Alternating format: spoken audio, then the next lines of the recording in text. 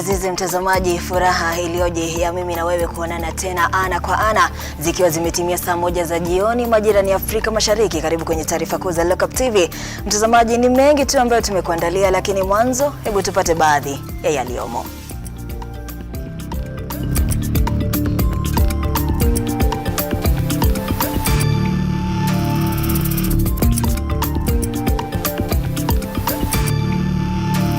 Baadhi ya taarifa kuu. Why our teachers after marking they're on the streets going for payment, asking for payments which is delayed. Kamati ya bunge ya elimu yapendekeza kuchapishwa kwa mitihani ya kitaifa nchini na kutoa shilingi milioni 100 kwa ajili ya matayarisho yake. Renson Mulele Ingonga ahojiwa na kamati ya bunge ya haki na sheria kuhusiana na wadhifa wa mkurugenzi mkuu wa mashtaka ya umma. Hakuna maneno ya kutumia broker, kuja hapo within a very short time utapata passport yako bila kusumbuliwa. Katibu wa Wizara ya Uhamiaji Julius Bitoka hakikisha kukamatwa kwa washukiwa wanne wanaolemaza juhudi za kuchapisha vyeti vya usafiri pasipoti. Na kwenye michezo, kituo cha runinga cha Azam kupeperusha mechi za ligi kuu nchini FKF kwa muda wa miaka 7. Na mtazamaji, hizo ni baadhi tu ya taarifa ambazo tumezipatia kipaumbele. Waweza kutupata mbashara kupitia mitandao yetu ya kijamii @Lookuptv. Nitumie ujumbe wako au maoni yako kuhusiana na taarifa hizi, au pia waweza kusema nami kupitia mtandao wangu wa kijamii @Rugaival. Hujambo na karibu mtazamaji. Kamati ya elimu imependekeza kuchapishwa kwa mitihani ya kitaifa nchini. Ikizungumza baada ya kuzuru makao makuu ya NEC, kamati hiyo imeelezea ilitenga milioni 100 ili kununua mashine za kuchapisha mitihani hiyo nchini. Amina Abdulrahman na taarifa kamili. Huku mitihani ya kitaifa ikiratibiwa kuanza tarehe 30 Oktoba mwaka huu, kamati ya elimu katika bunge la kitaifa imesema kuwa inapania kuanza kuchapisha mitihani ya kitaifa humu nchini na tayari ilitenga mgao wa shilingi milioni 100 katika bajeti iliyopita ili kununua mashini za kidijitali zitakazofanikisha shughuli hizo. In the last budget, we were given them 100 million to buy those digital machines, and they have bought them, and they have shown us they are through with the business and technical exams. As you rightly put it, this committee made a demand that we are 60 years old since independence. We don't need to go back to London, to France, or to wherever to print exams.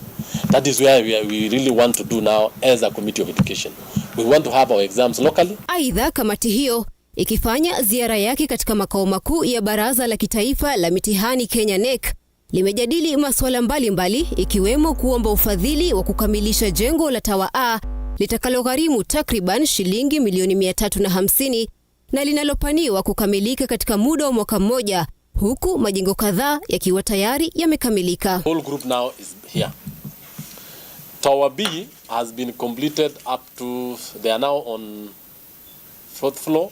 No, not 6th floor and 5th floor. Tower A, they are now requesting for funds amounting to 350 million. And what we are happy with them, because we have put pressure on them as a committee of education, is to make sure that they do not incur a lot of pending bills. They have actually assured us that they need 350 million to complete the whole structure. And we have asked them to link up with KTTC or Kenya School of TVET so that they get government expertise, government relationship, so that they can actually finish that building in a record 1 year using very little resources. Masuala mengine muhimu yaliyojadiliwa ni pamoja na kubuni sera kuhusu vyeti vilivyopotea, mchakato wa mitihani ya kitaifa na jinsi gani tatizo la wizi wa mitihani litapunguzwa, vyeti vya mitihani kuzuiliwa na walimu wakuu na jinsi gani wanafunzi wanaougua na wale wajawazito au waliojifungua watakavyofanya mitihani ya kitaifa kwa njia iliyosahali. We further discussed about the students who are sick. Those who are the young girls who might have delivered. We really discussed and said that we need to come up with a better policy. You can't get exams to a sick person in hospital. You can't get an exam to somebody who has delivered. We are now discussing with them what are the remedies for this and look on a recourse to do supplementary exams in future. Wakati huo kamati hiyo imesema itawapa kipaumbele wanaosahihisha mitihani hiyo. We have the issue of issue of payment of teachers. And Deputy Chair has just said, the PMF Act is very clear. You don't procure when you have no money. So we are asking the government, you know very well that we have 2 million scripts to be marked. It will be marked by 500,000 teachers or 100,000 teachers. Make sure we have the money and make sure this money is ready. Utendakazi wa NEC ukipigwa darubini, kamati hiyo imesema kuwa inatekeleza vyema mamlaka yake na ina uwazi kuhusu matumizi ya fedha. NEC appears to be a team that is committed to delivering on its mandate, especially on this building. Amin Abdurrahman, runinga ya Lookup. Na asante sana Amina, na tukisonga mbele mtazamaji, Renston Mulele Ingonga aliyependekezwa na Rais William Ruto kuchukua wadhifa wa mkurugenzi wa mashtaka ya umma amehojiwa na kamati ya bunge ya haki na sheria.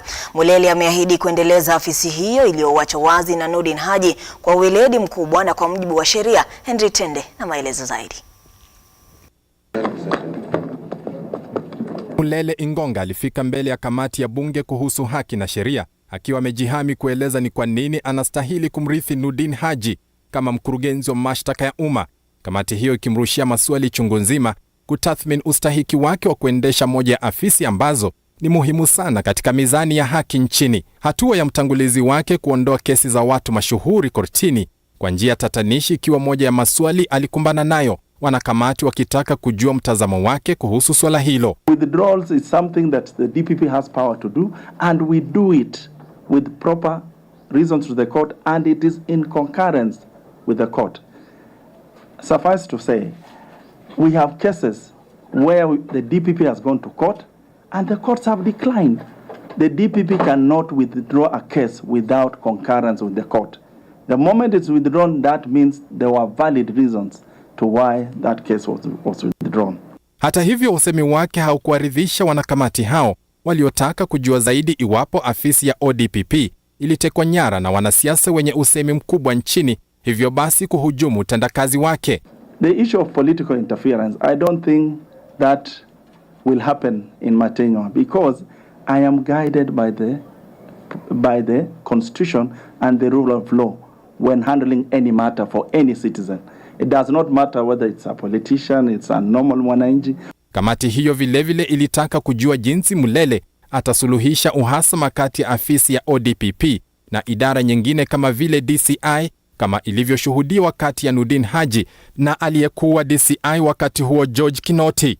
The only way to deal with that relationship is to have a collegiality. We must come together, sit with our stakeholders and clearly train together and understand the mandate of each institution. That way, I don't believe there can be any fight because every agency will be handling its mandate. Aidha, kuhusiana na swala la ufisadi ambao ni donda sugu katika kutafuta haki nchini, Mulele ameahidi kuweka sheria kali za kuangamiza jinamizi hilo na kuhakikisha haki inatendeka kwa wote. We will have a way of fighting corruption, and one of them is to enact policies, standard operating procedures in corruption, so that will be a guide when we're dealing with corruption. Mulele akiwa na ufahamu wa utendakazi na changamoto za afisi ya ODPP baada ya kuhudumu kama mkuu wa mashtaka tawi la kaskazini mwa nchi, ameomba bunge kuongezea pesa idara hiyo, akikiri ukosefu wa fedha za kutosha za kuendesha shughuli zake ni pingamizi kubwa katika kutoa haki nchini. The biggest problem in the office of the Director of Public Prosecutions is funds. We are not able to meet our needs because of funding. We are not able to employ staff. We are not able to do the other corporate services. We cannot. We can't even buy a camera for the communication department just because of funding. That's why I beseech that I'll be coming back to this committee so that the Office of the Director of Public Prosecutions is well funded and achieve its mandate. Henry Tende, Lookuptv. Naye aliyekuwa waziri wa kilimo Peter MUNYA ameondolewa kwa orodha ya mashahidi katika kesi ya shilingi bilioni 63 kwenye kesi ya mabwawa ya Kimwarer Road inayomhusisha aliyekuwa waziri wa hazina Henry Rotich. Hii ni baada ya mahakama kutoa hati ya kukamatwa kwake kwa kushindwa kufika mbele ya mahakama kutoa ushahidi katika kesi hiyo ya kashfa ya mabilioni ya pesa. Asiyefahamu maana hambiwi. I, Peter MUNYA, swear by the Almighty God. Swear by the Almighty God.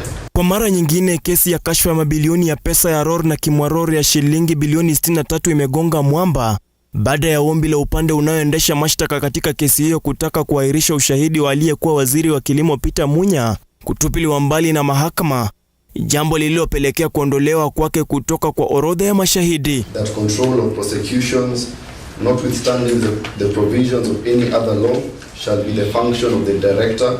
It shall be the function of the director to be, institute, conduct and control prosecutions for any offense. Therefore, Your Honor, when I am asked by my seniors to adjourn, I am forced to ask for an adjournment, seeking further instructions from them. Council, I had already addressed denied, and I shall also quote to you Article 161, sub-Article 1 of the Constitution, which says that this court shall not be subject to the direction of any other authority. So, please, put your witness in the stand and let's proceed. Your application for adjournment is denied. Hii ni baada ya hakimu Eunice Nyutu kupitia kwa ilani aliyoitoa hapo jana akitaka kukamatwa kwa MUNYA kwa kile alichokitaja kama kususia kufika mahakamani, jambo alilolikana MUNYA na kulaumu upande wa mashtaka kwa kufeli kumtaarifu. I have not received any summons to appear, but I got information that there were summons that were issued at some point, and I was willing to come to court. I have not been asked to come and refused to come. Indeed, I was to be here this morning, but I got information that and don't have to because there are some new developments. Upande wa mashtaka ulishindwa kumwongoza MUNYA kutoa ushahidi juu ya kashfa ya ufisadi wa shilingi bilioni 63 Alhamisi, baada yake kuheshimu agizo la mahakama alilopelekea hakimu kukataa kuahirisha ombi kwa madai kuwa hakuwa tayari na maswali kwa shahidi. Your Honor, the next witness we had indicated is a lady from the Office of the Auditor General. I am informed by my IO that she is in Kajiado currently. She is not available. Mahakama imetoa onyo kali dhidi ya mwendesha mashtaka kwa kushindwa kuwafikisha mashahidi kotini katika kesi hiyo, ambapo MUNYA alitakiwa kutoa ushahidi dhidi ya Rotich na wengine, huku akionya kutosaza yoyote atakayepatikana akiwa kizingiti katika ufanisi wa kesi hiyo, kwamba atapinga akitumia nguvu na mamlaka zake kisheria kwa wahusika. Now I want you to go on record that these dates were taken on 19th of December 2022. We took quite a number of dates. We are now in the month of August 2023.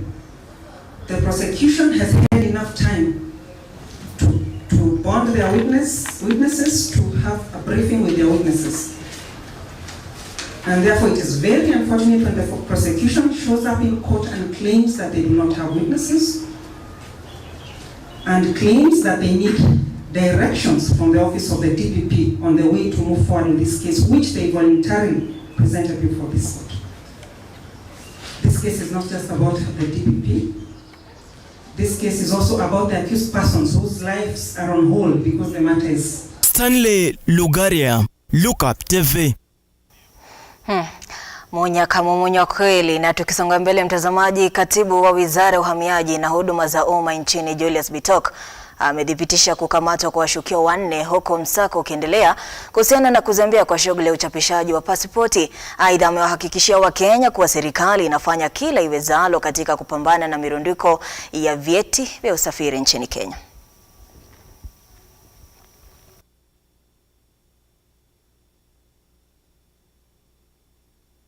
Omondi gani? Nataka kuambia Wakenya sasa nyao ziko clean. Hakuna maneno ya kutumia broker. Kuja hapo within a very short time utapata passport yako bila kusumbuliwa. Most recently, we were able to arrest some of the people who are actually frustrating Kenyans who are trying to get passports in Nyayo House. So I want to assure the country that services in Nyayo House are going on well. Right now, we are producing about 3,600 passports per day. And I want to say the backlog which we had, which was about 100,000, has now been reduced to about 45,000. And in the next 2 weeks, there will be no backlog of passports in Nyayo House. So I want to say there's a lot of work going on with all arms of government, with the legislature, with the executive, to ensure that there's a proper cleanup of Nyayo House. And that going forward, applying for a passport will take you a maximum of 7 days to get. And we are saying, even going forward, we believe that it is even possible to get a passport within 3 days. We are going to introduce services like express services to ensure that Kenyans are able to get passports on time. Na mtazamaji, na taarifa hiyo kuhusiana na pasipoti inanipatia awamu ya kwanza kwenda kwenye mapumziko mafupi, lakini usiondoke, maana nitakuwa narejea na mengi baada ya muda usio mrefu. Ni watambua wawili watatu. Francisca Wahu anasema ananitazama kutoka Kiambu, na pia kuna Njuguna Kamoche kutoka kaunti 20. Mtazamaji usiondoke, narejea na mengi baada ya muda usio mrefu.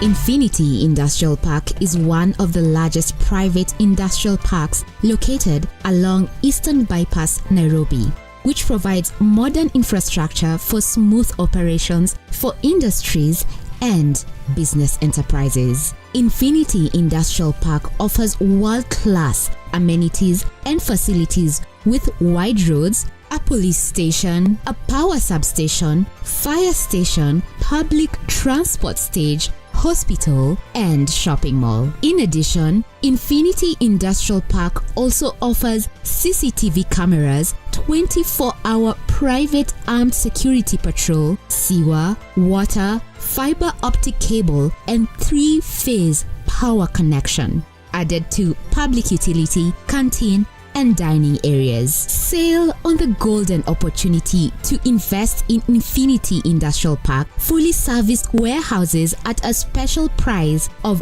3,569 Kenyan shillings per square foot. For more inquiries, visit our website infinityindustrialpark.com.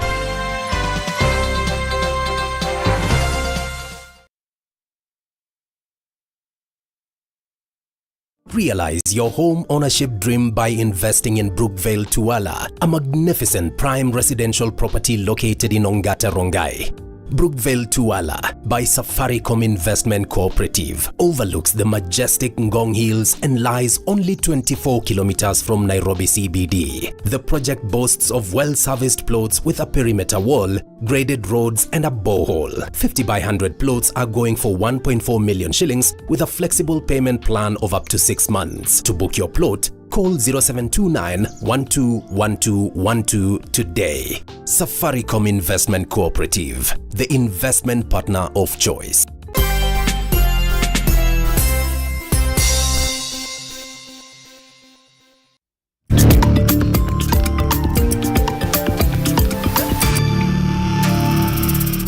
Na karibu tena mtazamaji, unaendelea kupokea moja kwa moja taarifa kuu za Lookuptv. Sasa tuelekee hadi kaunti ya Kirinyaga. Familia moja kutoka Dhiba, eneo bunge la Mwea, kaunti ya Kirinyaga, imepigwa na butwaa baada ya kupata mwili wa mmoja wao mwenye umri wa miaka 45 niwe radhi ukiwa umetupwa. Patrick Gichobi aliyetoweka wiki jana amekuwa akitafutwa na familia yake ikiongozwa na kakake Michael Bonde. Familia ya Patrick Gikobi iko katika hali ya tanzia baada ya kupata mwili wake katika chumba cha kuhifadhi maiti eneo bunge la Kerugoya. Hii ni baada ya kutafuta Patrick kwa muda wa wiki moja baada ya kutoweka kwake. Sisi tulikuwa tunatafuta ndugu yetu ambaye mmoja alikuwa amepotea. Alipotea last week. So tulikuwa tumemtafuta kwa siku nyingi. Kulingana na binamu yake Pius Njogu Kathuri, mwili wa Gikobi ulipatikana katika wodi ya Murinduko, zaidi ya kilomita 30 kutoka wodi ya Thiba. Tumekuja hapa kuangalia mwili ya Kasim mwenye aliuawa siku ya Alhamisi usiku, akatupwa huko barabarani pande ya Mlinduko, mali inaitwa Togonye. Lakini askari walimsaidia, wakamchukua, wakamleta huko mochari.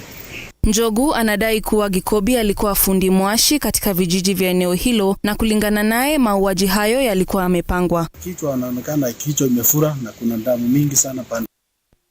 Hiyo ni kuonyesha ni kuuawa, aliuawa ndivyo, lakini ni kama alipelekwa huko na watu after kumuua. Kaka Kebundi amesema kabla ya kugunduliwa kwa mwili wa marehemu, Gikobi alikuwa akiishi katika vyumba vya kupanga eneo la Red Ground, eneo la Mataguta. Sasa tunaelezewa kwamba kuna mwili ulipatikana pale pande ya Mlinduko na ikathibitishwa kuwa amepelekwa hospitali Kiruguya. Kamanda wa polisi wa kaunti ya Mwea Mashariki James Mutua amesema kuwa polisi wameanzisha uchunguzi utakaosaidia kubaini kiini cha mauaji ya Gikobi. Tunaomba serikali iingilie tuone haki yetu. Nushin Mungasia, Lookuptv, Nairobi. Na zikiwa zimesalia siku 4 tu kabla ya kongamano la kimataifa kuhusu mabadiliko ya tabia nchi, bunge la Seneti hii leo limepitisha mswada wa kukabiliana na mabadiliko ya hali ya anga. Kwenye mswada huo uliofikishwa bungeni na kiongozi wa wengi kwenye bunge la Seneti, Aaron Cheriot, utasaidia taifa kutumia mbinu mbalimbali kuhakikisha kuwa taifa linafikia malengo ya mwaka 2030 ya kutoharibu mazingira.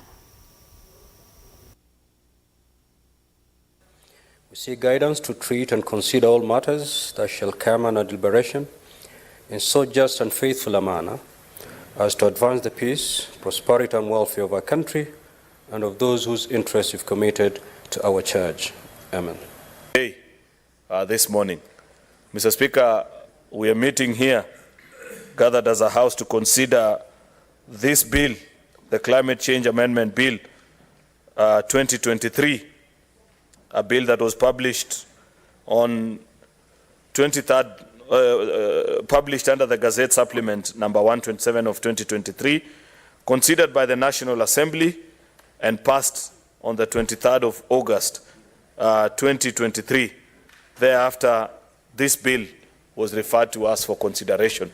Mr. Speaker, you are aware that this coming few days, the whole conversation across the continent of Africa is about climate and the climate change, and the conversation being altered in favor of no particular player, because, Mr. Speaker, we have been reminded on many conversations across this globe.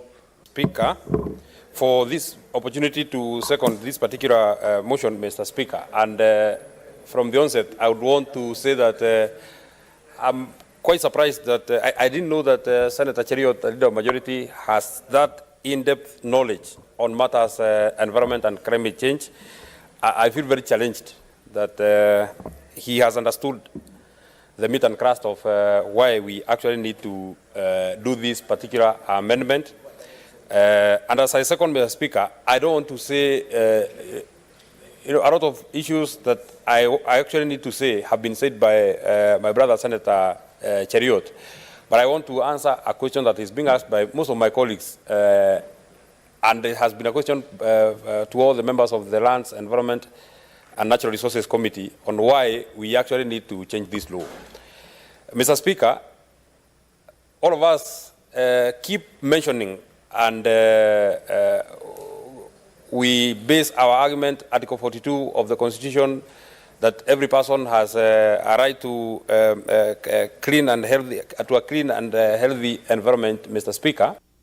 Ni afueni kwa wakulima kutoka maeneo mbalimbali katika kaunti ya Isiolo baada ya kupata nyongeza ufugaji wa kuku. Wakulima zaidi ya 1000 kutoka maeneo haya ya Isiolo wamepokea mchango wa viangulia 9 ambavyo vina uwezo wa kuangua mayai 300 kwa wakati mmoja. Wafugaji wa kuku katika maeneo ya Isiolo ikiwemo Tuluroba, Odha, Ngarema, Kiwanjani na mikoa mbalimbali katika kaunti hii wana sababu kubwa la kutabasamu sasa. Hii ni kufuatia mchango wa viangulio 9 ambazo zimewekwa kwa kuwasaidia kuangulia mayai yao. Viangulio hivi vina uwezo wa kuangulia mayai 300 kwa wakati mmoja. Incubator hii dona yetu yenye sai partnership yenye tunafanya na kazi VSF through European Union ndio wakatuletea machine, ndio tumefaidika kwa siku ya leo.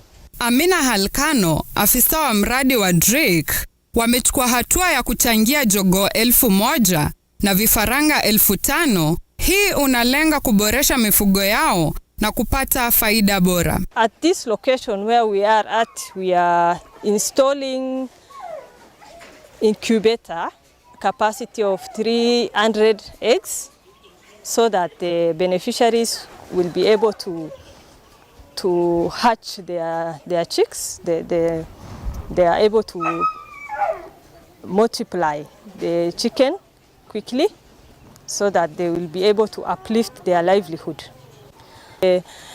The type of breed in the area, across where the distribution was done, has changed and the production is higher. Ramadhan Roba, mfugaji wa kuku eneo la Tuluroba, alisema changamoto kubwa waliokutana nayo ni ukosefu wa soko la mayai, lakini kwa sasa wataweza kuangua na kuuza vifaranga au kulea kuku hawa hadi kukomaa kabla ya kuuza nyama yao. Kuku inahitaji time yako, si hata mfuko. Sana sana inahitaji your time. Upe hii kuku time. Usipowapea time itakufa. Tunaona temperature, initial temperature ndio hii. So ina ile temperature zinaona. Beatrice Njoroge, Lookuptv.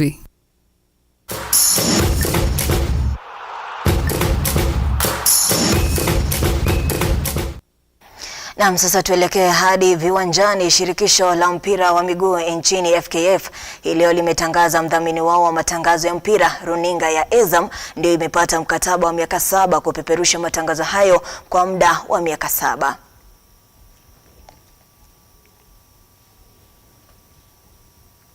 Itakuwa ni Azam 4 HD. Kwa hivyo utaweza kuiona proper. Kutakuwa na shows pale wenzetu na kutakuwa na content nyingi, sio tu kuhusu FKF Premier League but vitu zingine nyingi tunazofanya katika football ya Kenya miezi ijayo. Huku hayo yakiendelea ni kwamba ligi kuu ya Kenya kwa maana ya FKF PL itaingia raundi yake ya pili kesho Ijumaa, wakati KCB watacheza dhidi ya AFC Leopards ugani Kasarani, Kenya Police wacheze dhidi ya Posta Rangers ugani Police Sacco maeneo ya South Sea, na Sofapaka wakipiga dhidi ya Bandari ugani Kasarani Annex, huku Muhoroni Youth wakicheza na Nzoia Sugar ugani Muhoroni. Talanta nao watacheza dhidi ya Shabana ugani Nyayo. Mechi zote zitachezwa majira ya saa 9. Brian Mose, Safia Sporti, runinga ya Lookup. Nayo mashindano ya mchezo wa elektroniki wa Tuntigi umefanyika hii leo hapa jijini Nairobi, huko vijana wengi wakijitokeza kushiriki. Kulingana na mkurugenzi mkuu wa Tuntigi, Wanyuto Waigi wanapania kufanya mchezo huo kujulikana barani Afrika na hata kushiriki mashindano ya dunia. Mshindi alipokezwa shilingi 100,000 kwa kushiriki mashindano hayo.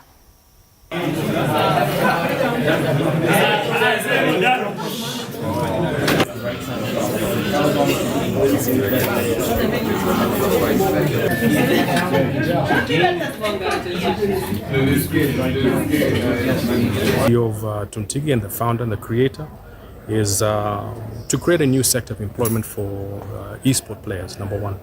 Number two, my objective is to make sure that we create a new sector of employment for the youth within the entire continent. I want to create superstars that come from Kenya, Tanzania, Rwanda, Uganda, Ethiopia, South Africa, Namibia, Botswana, so that we can compete amongst each other. There's so much potential that we have as Africans. Yeah, so basically what we are trying to do, the future of Tuntigi is we want to connect the gamers, the e-sport gamers, not only in Kenya, but also in the continent and outside. So right now Tuntigi is in Kenya. We have just launched in South Africa. We are soon launching in Tanzania. So our main aim is to connect these players across these different countries to play as a whole. And we are also trying to come up with a structure where we can have the kids play their league of their own, the juniors, and maybe introduce in the institutions. Yeah. Na taarifa hiyo ya spoti ndio inatia kikomo cha taarifa kuu za Lookuptv. Mtazamaji, asante sana, lakini kabla sijaondoka, labda ni watambue wawili watatu. Namuona Jacob Mujumba anasema anatazama moja kwa moja kutoka Kitengela. Pia kuna Paul Koske anasema Sunset Mulot live, anatazama moja kwa moja kutoka Mulot County ya Narok. Mtazamaji, pale pembeni nimekuwa na msaidizi wangu kwa lugha ishara, jina lake Filista Adundo, na jina langu ni Ruga Ival. Hadi siku nyingine panapo majaliwa, kwa heri na alamsiki.